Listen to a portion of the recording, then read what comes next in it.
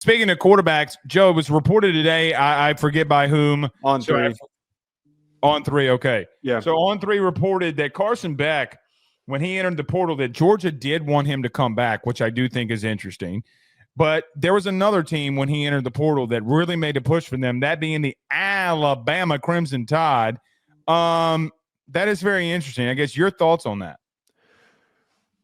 I think that this is not a total red flag, but I definitely think that it is a concern if you're an Alabama fan to be thinking, why wouldn't we trust Ty Thompson? He's been there for a while now. Why would we be Ty Simpson? Ty Thompson is a different quarterback. Why wouldn't we trust too many ties of random obscurity? Why wouldn't we trust Ty Simpson? Why wouldn't we trust the rest of the depth of some of these young guys that we have on this roster? What are we missing here? What is Kalen DeBoer seeing that he thinks that he needs one more year of another guy to step in that's experienced? Carson Beck's a good player. We talked about the potential there for him to reinvigorate his draft stock. We talked about the capability for Miami to be one of the best teams in the ACC next year. But I don't know if he really takes you over the top if you're Alabama. For them to pick up the phone and to have interest in him and to reach out to him, to me, it screams a little bit of desperation.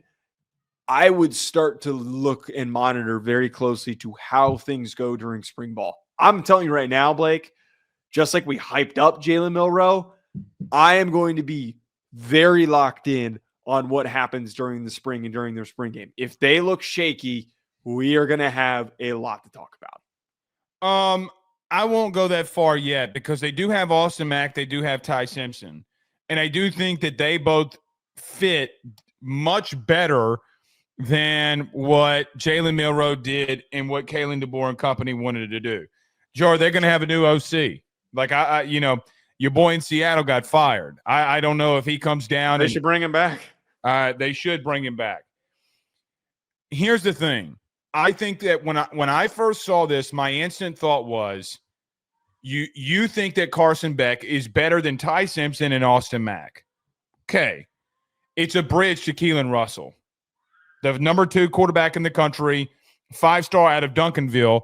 I think that this was their way to bridge. I fully do. But, Joe, I think when we read reports like this, I think people would be very astonished to find out how many times kids are being reached out to have conversations and see what they're thinking. Right? Like, hey, man, what does it cost for you? I mean, just based off of people that I talk to in the recruiting world, especially when it comes to the portal. Joe, there are so many guys that these coaches talk to on a daily basis that are in the portal to get a feel. Hey, what do they trying to see what about what football, all they know, like what is the price that they're going for so that they can gauge things.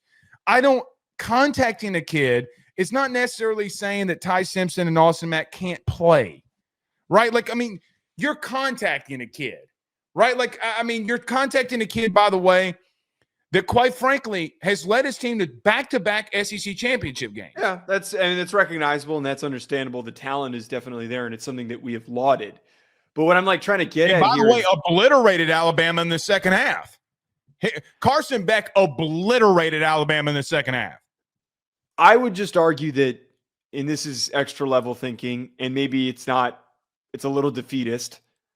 If I'm Kalen DeBoer, bringing in Carson Beck, and if Carson Beck doesn't work and he doesn't play up to expectation, and they have the same record and they go 9-3, God forbid they go 8-4. Well, 9-4, but yeah.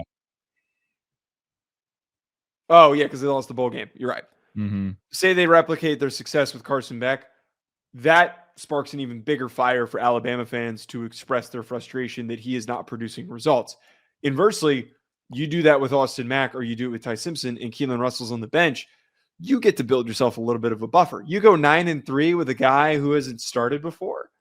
You can make the argument of because the problem here with Jalen Milroe this past year, I think the biggest frustration was, hey, we were expecting this kid to take a horrible decision maker. Well, they were expecting this kid to take a huge step forward, and he did for the first half of the year, and then he regressed to his mean and then kind of came back down to baseline. That was where the frustration came in, is because why couldn't you get him to improve to help this team take that next step? It was the biggest reason why they lost against Oklahoma was how he played. So you would get a little bit of a buffer, I would think, just from the administration to be like, hey, man, we just brought in a supremely talented quarterback prospect that's going to start next year. Just because we went 9-3 with Ty Simpson or Austin Mack doesn't mean that it's a sign of what's to come. It's just another step in the process. Very rarely are coaches able to like really hit their stride in year 2. I think we're going to be 10-2 regardless. I just think that it's a little worrying. It's just a tiny bit worrying. They got to go to Georgia in week 4, I think. What else? Do they have anything else crazy on their schedule? I think they have Auburn always. I think LSU comes to town. I wonder who they play out of conference. I do not know. Florida State. They go to Florida State. Wow. Eastern Illinois is the other one. And ULM. Wisconsin as well. No NIU? All right.